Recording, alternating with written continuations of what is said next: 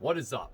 You may notice this video quality is a little bit different than my usual video quality, and that has something to do with next week's video. But for now, I want you to take a look at this little montage I created of me cold starting my 2002 M3.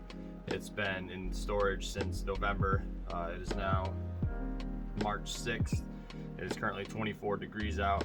It has not started since probably December. So this is a pretty accurate sound of what it'll sound like on a really, really cold start. Like I said, the video quality might be a little different. You'll see what that's about next week once I record my next video. Just stay tuned for that. It's a little bit of a comparison between two different sources of video and audio recording and stuff like that. So, you know, it might be a little interesting to some of you who think, you know, recording all your YouTube videos with a cell phone or a camera, which one would work better for you. So, without further ado, go ahead and take a look at this video that I made of my car, because why not? Thanks for watching.